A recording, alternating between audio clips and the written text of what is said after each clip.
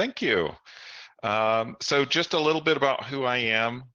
You know my name. I am Director of Core Technology at Malwarebytes. You can find me on Mastodon here at Thomas A. Reed. You can also find me over on that Bird site. I'm not very active there anymore, but you can find me there. And these are a couple websites, my personal blog and my Instagram feed. So let's go ahead and get on with it. First, we're going to start out with the basics of incident response on Mac OS.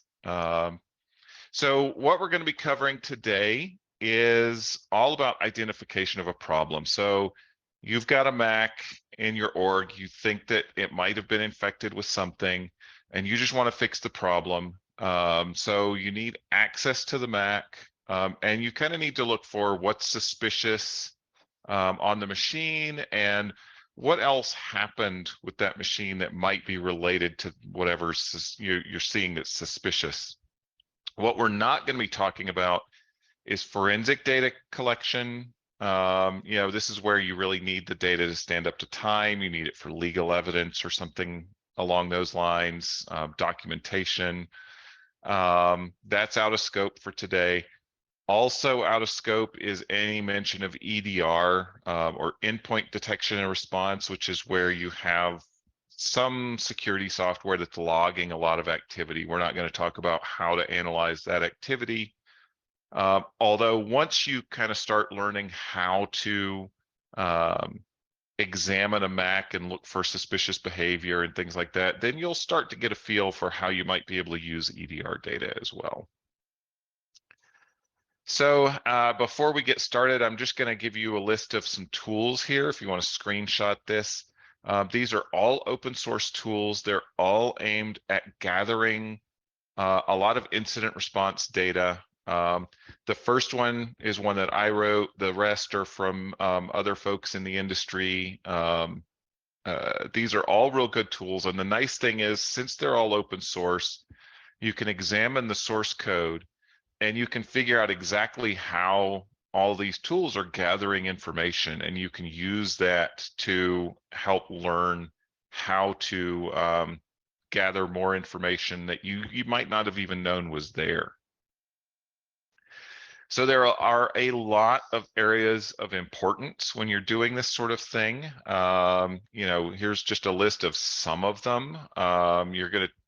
Generally speaking, you're going to be looking at all kinds of things like this and sort of building a timeline. Today, since we're on a fairly limited schedule, we'll only have time to really talk about the first one here.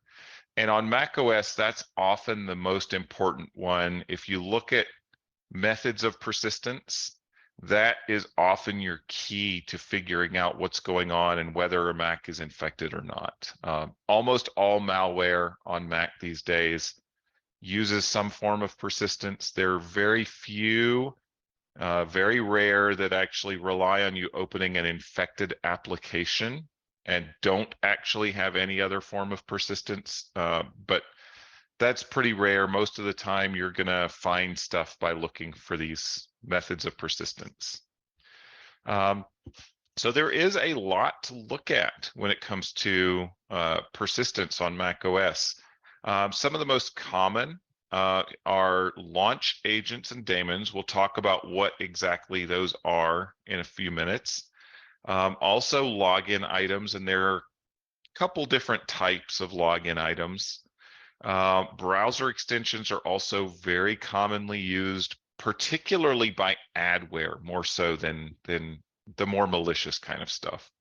And then there's some other things that are a little less frequently used, like cron tasks and login hooks and a number of abusable scripts and stuff like that. Those have been used, but they're fairly rare these days. And then finally, system configuration profiles. We'll talk a little bit more about those as well. Those are typically used more by adware because they can do certain things that the adware folks really like and find very useful. So we'll start out with the launch agents and daemons. If you're not familiar with Mac OS, these are actually fairly simple. There is a .plist file somewhere on the system that defines the behavior. So it identifies what process is going to get launched and under what conditions. Some of those conditions can be like, at login, it can be at startup. It can define that the process needs to be kept alive at all times. So if something terminates the process or it crashes, it's going to immediately launch again. And these are very, very commonly abused by malware. That .plist, that means property list. This is a special XML format that Apple uses. And these files can be in certain predefined locations, which makes them really easy to find and examine. So there are 3 primary locations that you'll find for third-party software. That is in the users library / launch agents folder, and then in the root level library / launch agents or launch daemons folders. So you'll just find the .plist files in there. They will refer to an executable somewhere else on the system. It could really be anywhere, and that executable will get launched according to the criteria that the plist defines.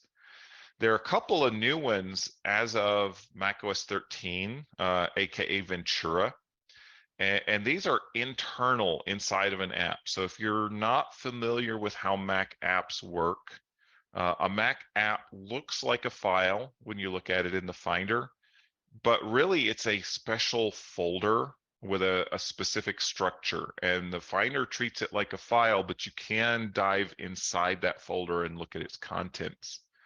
And so if you look in an app on Ventura, you might find inside of its bundle, you'll find the contents folder, then the library folder inside that, and there may be a launch agents or launch daemons folder there. And that can also hold .plist files. In this case, those .plist files should be referring to an executable somewhere else inside that same app bundle.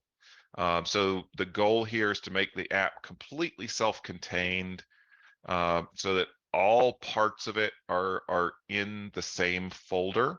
And if the user then drags that app to the trash, they don't have to go hunting around for all these other little bits and pieces scattered all over the system. And these can be a little sneaky because they are in a different location now. So you do have to kind of look inside various apps to find these. Now here's an example of what a launch agent or daemon looks like. And this is a particularly suspicious one. You can see down there, you see the key program arguments. That is the thing that tells the system what should get launched.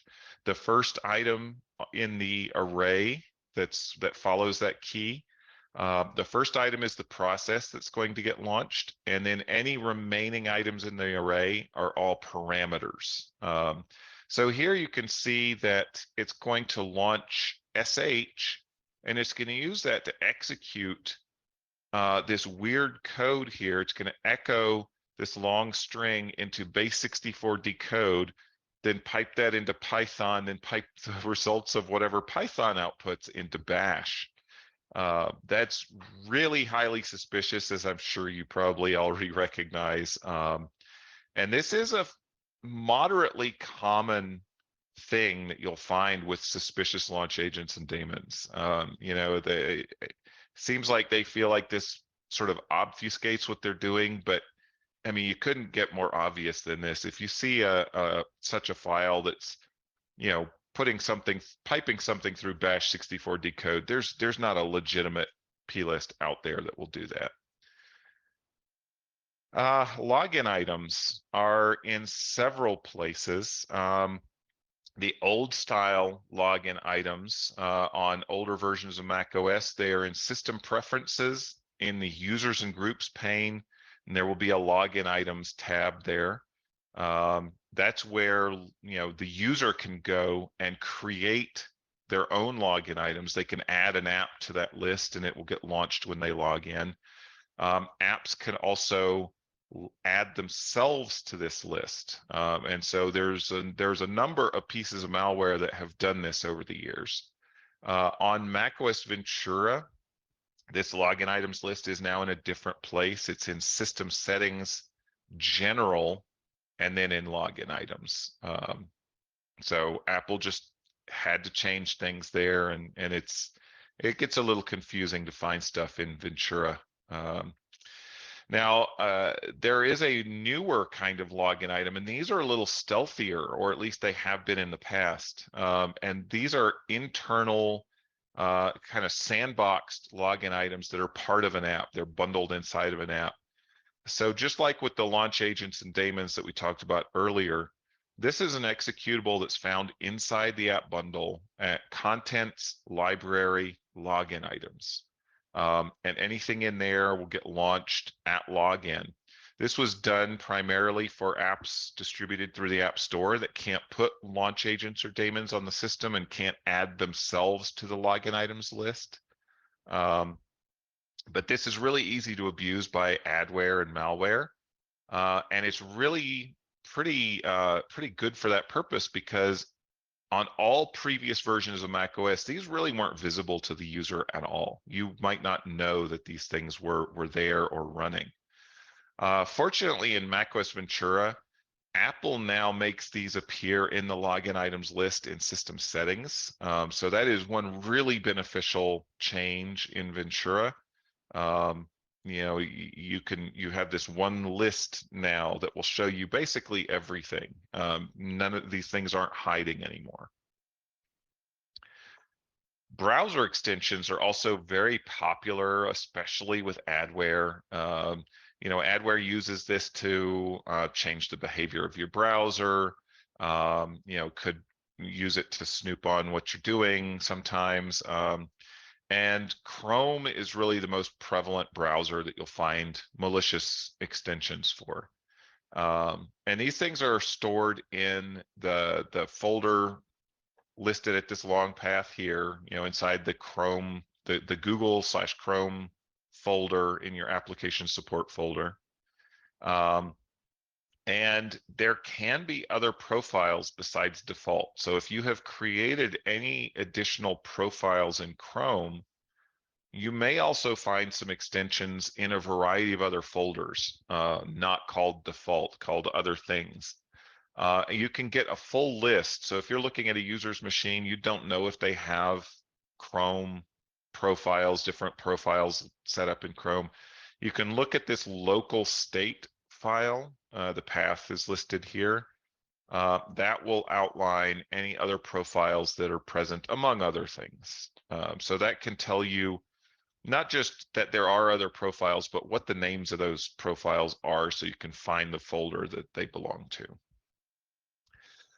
We also see some Safari app extensions being used by adware.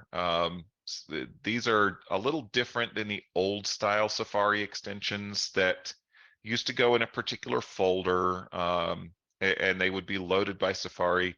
These haven't been supported in quite a few years now, and we really don't see any malicious old style Safari extensions anymore. But we do still see some of these newer style app extensions out there. And again, just like with the login items and the launch agents and daemons, on modern macOS, these are stored inside of an app bundle. So you'll find them inside the app in contents/plugins, and inside that folder, you can find any number of .appx bundles. These again are bundles, just like an app bundle. And what you can do, they may or may not be a Safari extension. So if you're looking through apps and you find some of these appx bundles inside that location, they could be Safari, they could be something else, they could be some other app extension. So what you can do is you can drill down into that appx bundle, look at its info.plist, and you can see the path where you'd find that down there at the bottom.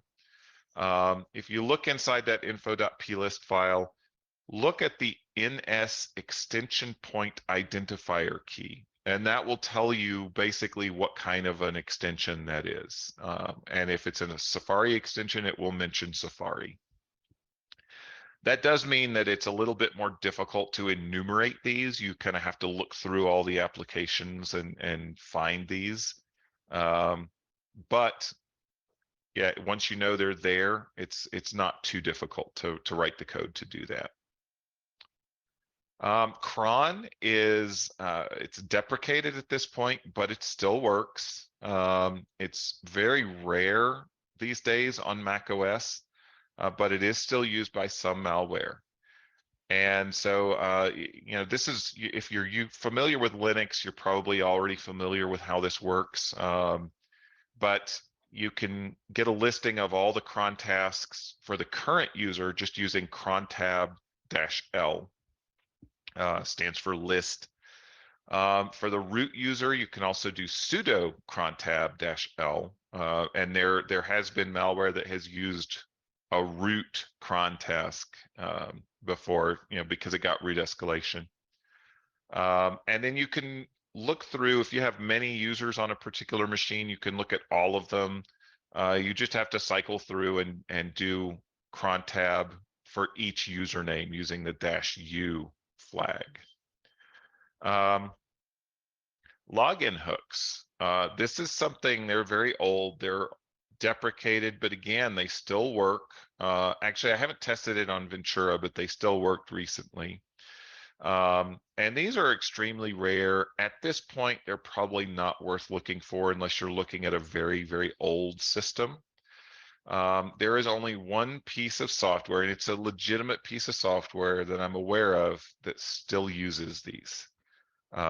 So be aware that they exist. If you're looking at a particularly old system, you might still find these in use by something malicious, but probably not on a newer system.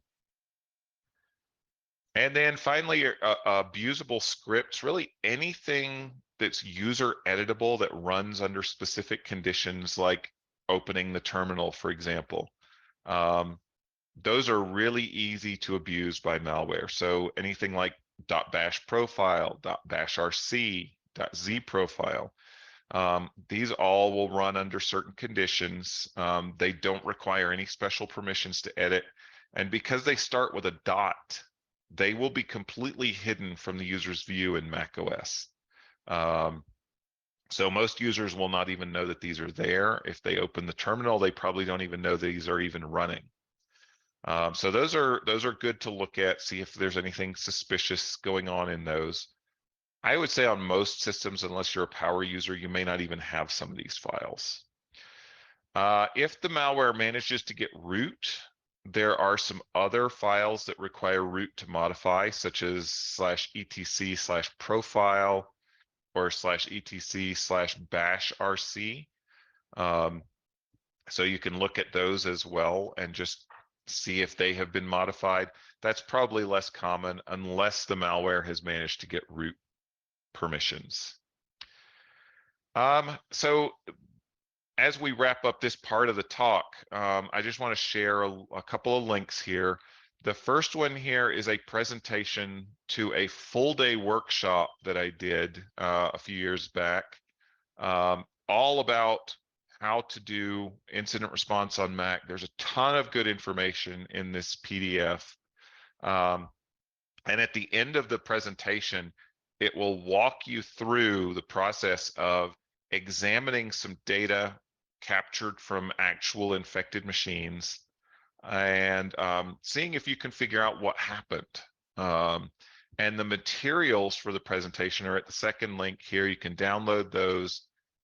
Those are data that I collected from, I think it was 4 different machines that I infected with malware expressly for this purpose, so that we could, you know, look at it. So that'll give you a lot more information. Lots of really, really good information in there. And you know, if you have any questions about any of this, you know where to find me, you know, either Mastodon or if you're not there yet on Twitter, yeah, my DMs are open over there. I don't really do much over there other than DMs anymore. We'll save any questions till the very end. So I'm going to go ahead and segue into the basics of photography. So I am a very serious amateur photographer. I'm not a professional, but I've been doing it for decades now, since the film days. So I'd like to share a little bit about how to take better pictures with all of you. So what we're going to cover today, I'm going to try and stick to topics that will apply to fancy cameras. So what I'm referring to there is digital SLRs, or the nicer cameras that have, you can change the lenses and stuff like that. And cell phone cameras, because I know not everybody has a digital SLR, but most of you probably have a cell phone camera in your pocket. And the particular topics we're going to focus on are exposure, focus, and composition.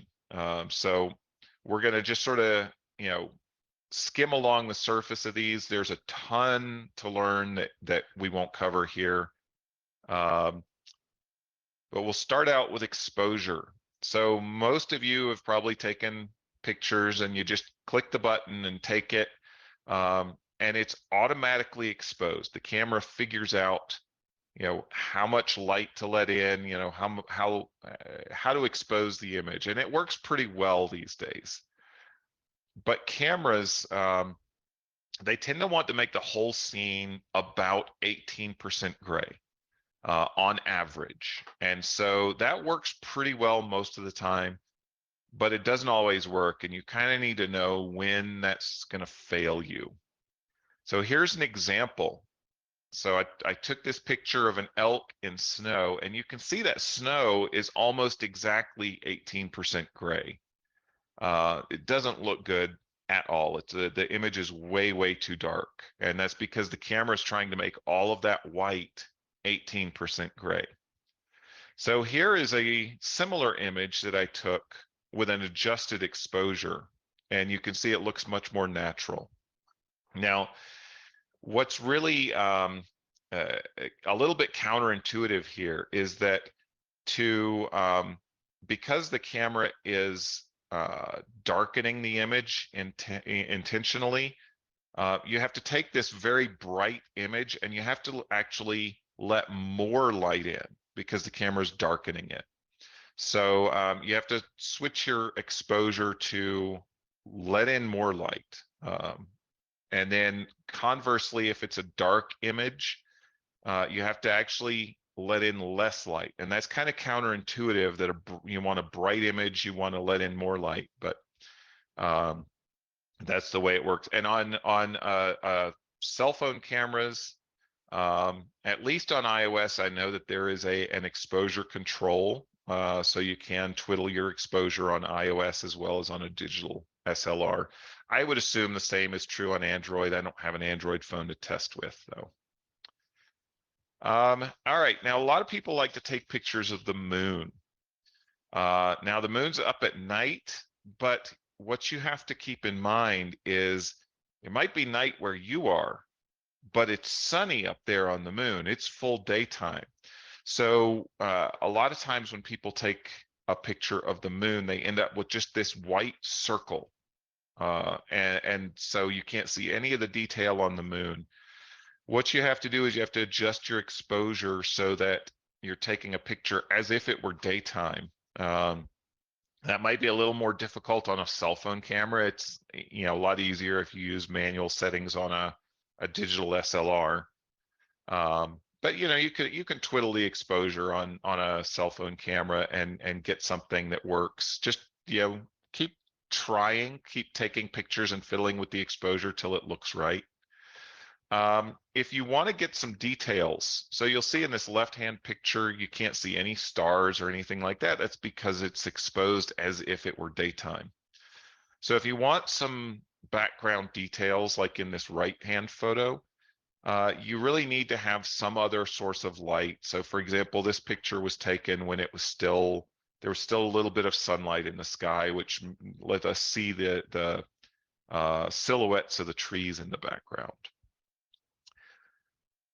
Um, Generally speaking, with exposure, you can fix a lot later in an editor if you have the data.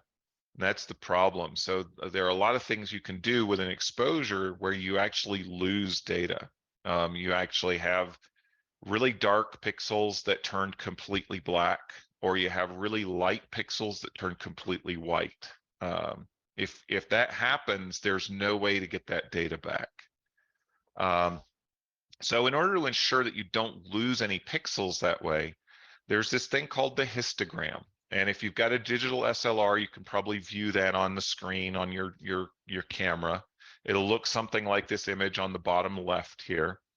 If you've got a phone camera, there's probably a histogram somewhere there. I know on iOS, if you're looking at the exposure settings, if you look where the red arrow is pointing up there in the upper left corner of the iOS screen, there's a little rudimentary histogram there. And the idea here is you want to keep your histogram sort of in the middle somewhere. If you're looking at that histogram on the bottom there, if you find that it's climbing up the right side or climbing up the left side, that probably means that you have lost some data. So you need to, change your exposure to shift it more towards the center. And then as long as you've got it in the center somewhere, it may not be perfect, but you can edit it a little bit later and make it look perfect. So we're going to switch over to focus now. And one of the big problems with just snapping a picture, just letting the camera focus for you, is that there are a lot of conditions where the autofocus is going to fail. So a photo like this one here, the heron is really just a small part of the photo. There's a lot of busy background. There's, all those leaves in the background, some in the foreground. The camera is going to have a little difficulty figuring out what it should focus on in a case like this. So what you have to do is you have to learn to lock the focus separately from pushing the shutter release. So on a cell phone camera, for example, you can just touch the screen where you want to focus, and then you push the shutter release or push the button to take the picture. On a digital SLR, there are a number of things you can do. A lot of them, you push the button halfway down and it'll focus, and then you can move the camera around a little bit and push it the rest of the way. Some also actually let you set two different buttons, so you can set one button to focus, and the shutter release will just do the shutter release, just take the picture. And that's really useful. I think it's very useful to separate those two concepts. You want to focus separately from taking the picture. And that way you can focus on exactly what you want in the picture and don't let the camera choose for you. There's also a concept called depth of field. This is more relevant to digital SLRs. And this is sort of how much of the screen is in focus. So when you focus, you're focusing at a particular distance between you and the camera and the subject. Now the question is, how deep of a plane of focus do you have?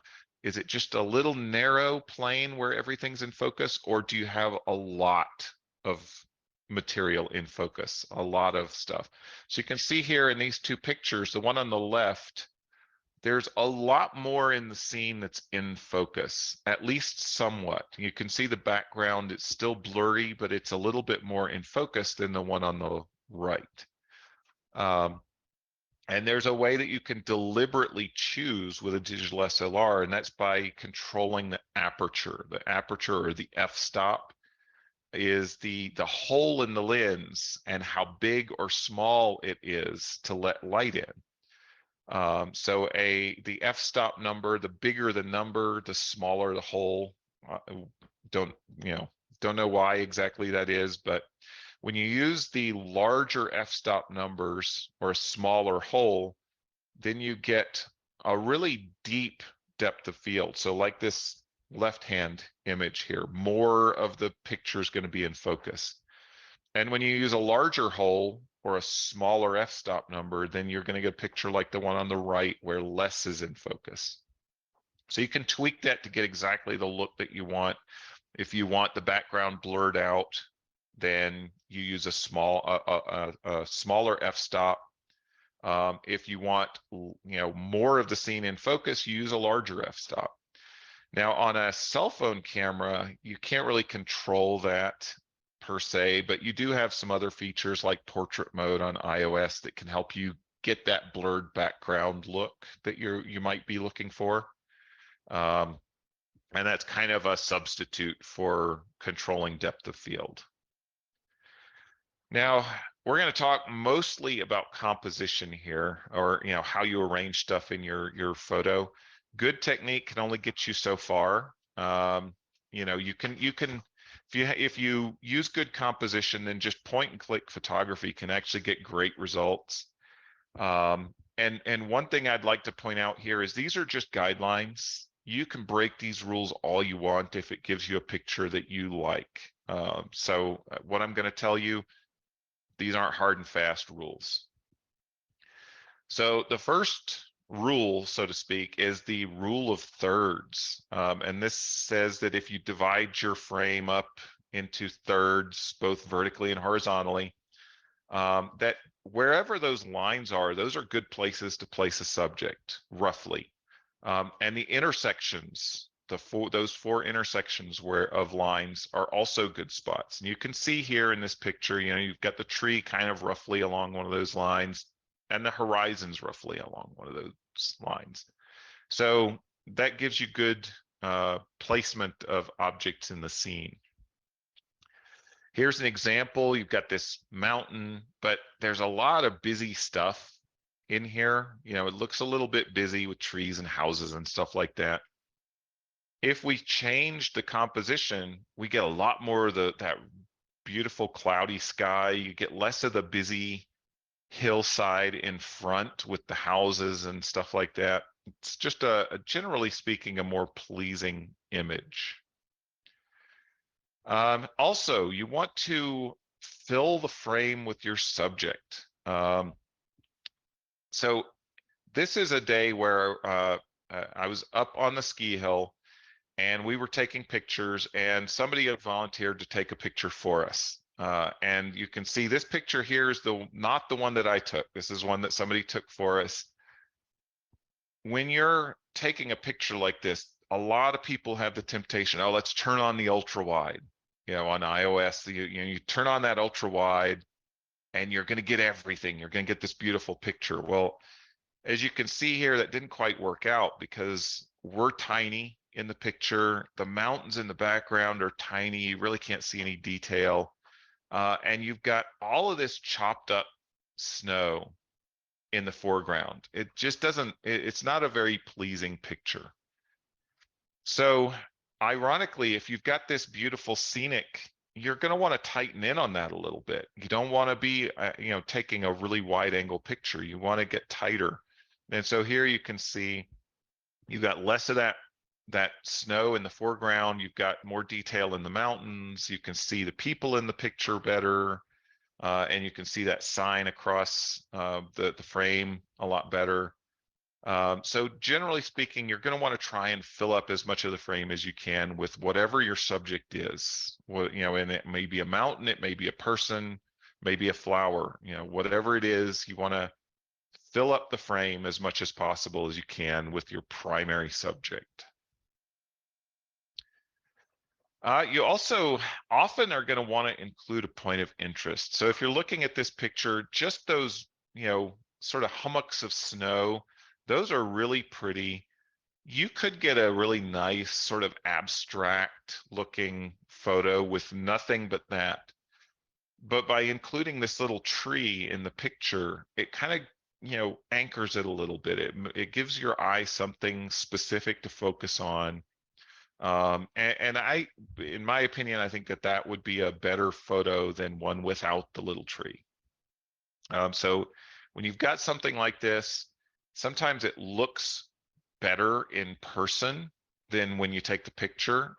And when you include that little object, that, that point of interest, that's what really makes the photo pop. Now, on a similar note, there are a lot of really beautiful vistas in the world, and the Grand Canyon is one of my go-to examples here. The Grand Canyon is undeniably spectacular. You go there in person, you look at it, and it's just beautiful. It's amazing. And you get home and you look at the photos and you're like, huh, this doesn't look anything like what I saw. Like, this doesn't give me the same feeling. And it's because it's just a little bit too grand to capture in photos. So when you see something like that, adding a little something in the foreground can really help to tie everything together. And give you a sense of scale as well. You know, you're looking at the Grand Canyon, you're like, well, how big is that? I can't really tell from the picture that I took how big it is. Oh, but now I've got this little bush here and a little bit of cliff, stuff like that. Now I get a better sense of scale and a little more depth to the picture. So it makes it a much more interesting photo. And then another really important point here is you want to choose your moment.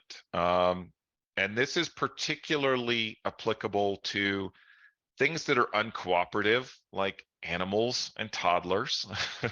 They're very similar to photograph, actually. And you'll see, you know, this is a pretty decent picture here, what we're looking at. You know, I mean, if I bet if most of you took that picture, you'd be absolutely thrilled to have that bighorn sheep photo. But he's busy doing something else. He's not really, you know, engaging with you in any way. It's just a picture that shows you a bighorn sheep. There was this one moment when I was photographing the sheep, and I was there for a little bit of time, and he just happened to look up at me once, just once, and that was all it took. I got this photo here, just at that right time. I would have missed it if I hadn't been ready and focused on him at the time. And you can see that's a much more interesting photo because he's looking right at you. He's even got this, you know, piece of grass hanging out of his mouth. So it's, you know, you choose your moment with photos like this. You've got to be patient. You've got to be ready for something to happen. And take that photo in that moment when something happens. And this is equally applicable, as I said, to things like toddlers. It can also be applicable to things like scenics. You know, you might think, well, that's not going to move. You know, what could possibly change? But the quality of light can change in an instant. You could have a cloud come over. You could have, you know, just the right light hit for just a moment. And if you're not ready, you might miss it. So that's just a little bit of information on photography. There are a lot of other online resources. You know, I'm sure that you can find all kinds of things. There are YouTube channels that have lots of really good educational videos, websites, all kinds of things like that. One that I particularly liked, and I have no affiliation at all with this company, is Creative Live. They've got both free and paid videos. One that I particularly liked and thought was very, very helpful for me were the videos by a guy named John Gringo. And he does some spectacular work, and he explained himself and how he works very well in his videos. So that's a good source if you want to learn more. Most of those videos are going to focus more on digital SLRs, but there are some that focus on whatever camera you happen to have. And as some people like to say, the best camera is the one that you have. Because if you don't have a camera on you, you're not going to be taking any pictures. Any questions? Oh, you sure, Sue, do have some questions. And the fun part of this conference is that you have to bounce back and forth between your talks in the context of the questions. So the first question that they have for you in the Slack is, With regards to AppX extensions, do these AppX extension things inside the apps run only when the app itself is running, or do they get launched independently via some kind of startup item mechanism, etc.? So that's a very good question. The app itself could potentially be running, but the AppX extension itself would only be running when Safari is actually open. Or if it's not if it's not a Safari extension, if it extends some other app, it'd be the same thing. Those only run when that app is open.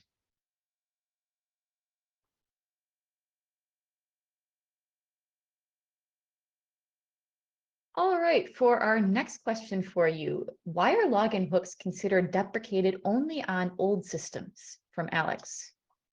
So they are they're deprecated now. They've been deprecated for a long time. The reason that I mention older systems for those is just because uh, they haven't been used actively for a number of years now, and so you'll find them much less frequently on newer systems. You might still find those being used by older malware on older systems, and that's malware that wouldn't run on a modern Mac, but it might still run on an older Mac. All right, and finally, maybe slightly off topic. I don't think it's off topic at all, Andrew. It's a question on your photography topic. Do you have recommendations for photo software for quote unquote serious amateur photographers on newer Mac OS if one is an Aperture user? Yeah, so I used to be an Aperture user. I switched away from it when Apple discontinued it. Right now, what I'm doing is I'm using Adobe Lightroom. I know I don't really like Adobe much, but Lightroom is a really good piece of software. Um, and I really don't use Photoshop. Really not at all these days. I can do, pretty much everything that I want to do with Lightroom. Um, One thing that I've made sure to do since the Aperture debacle is I do not allow any software to manage my photos for me.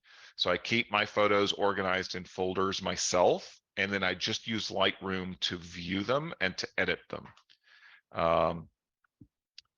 The other thing that I will use is actually Apple's Photos app, and really I'm only using that for photos that I take with my phone. It does have a more rudimentary editor built into it, so it can help you edit your photos. And it does get some really great results. But for photos from my digital SLR, I'm always going to use Lightroom because it does a much better job with those.